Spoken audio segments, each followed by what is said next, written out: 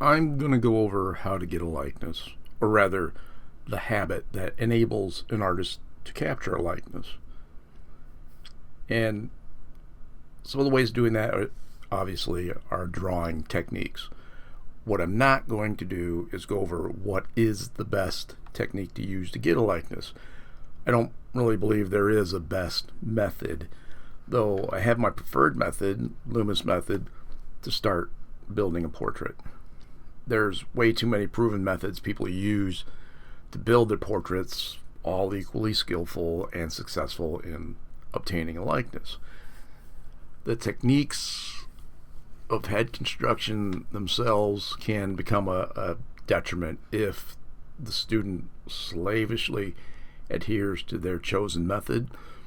One of the typical comments I usually hear is, "I can tell you use the blank method."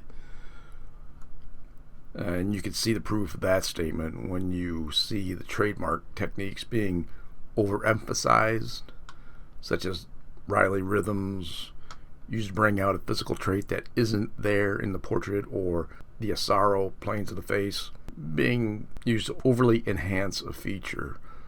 The temptation to go overboard can easily sabotage a likeness. You also have to know when to drop the method.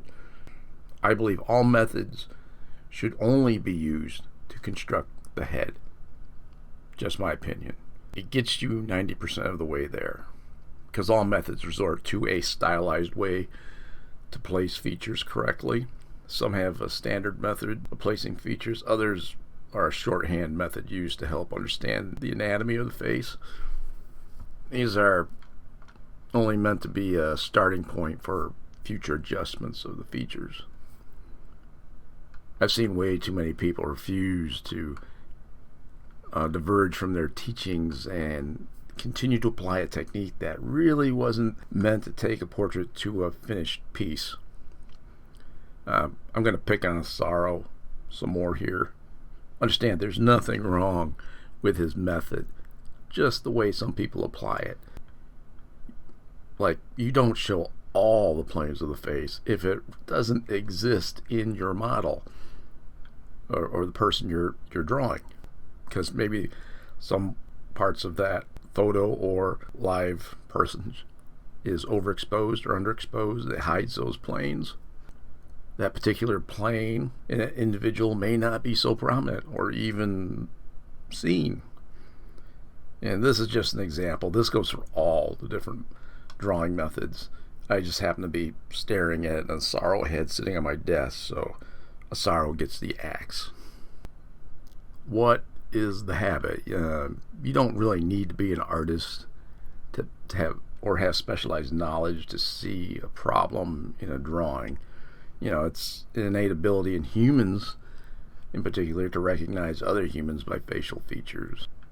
And since we have this sensitivity to facial features, we see it in everything. Clouds, food, tea leaves, wood grain, etc.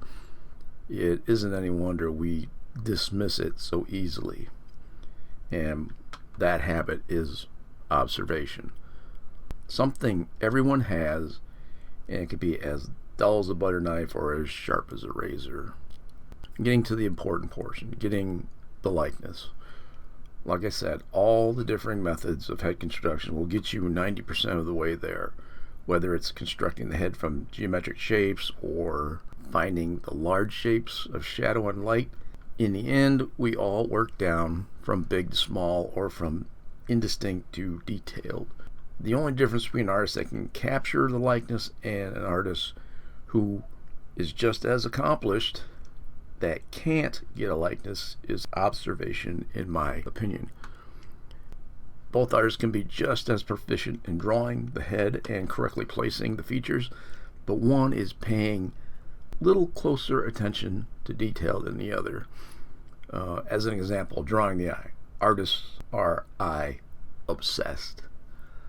Just look at the number of how to draw an eye videos. We all draw our own stylized version of the eye. So we get lazy and draw that same eye in a portrait, and we end up with a portrait that looks like a portrait of a cousin twice removed from the guy we're actually trying to draw. Small things like placement of the iris is often an afterthought. It doesn't seem important where the iris sits in the eye, but it is. The whites of the eye, or the negative space, if you will, are distinguishing features also, giving the impression of how large or small the eye appears. An arch of an eyebrow or the slight upturn of the corner of the mouth, all these micro expressions that are dismissed as unimportant are the defining characteristics of an individual.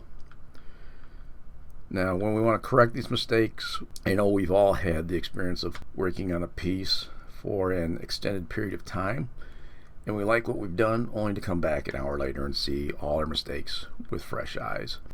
Sharpen our observation or become more aware of small differences.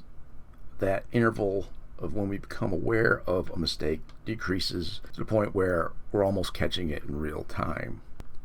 So I think this extra attention to what captures that certain something or the likeness of an individual is the last important bit. And this is just my experience, my trust the process moment.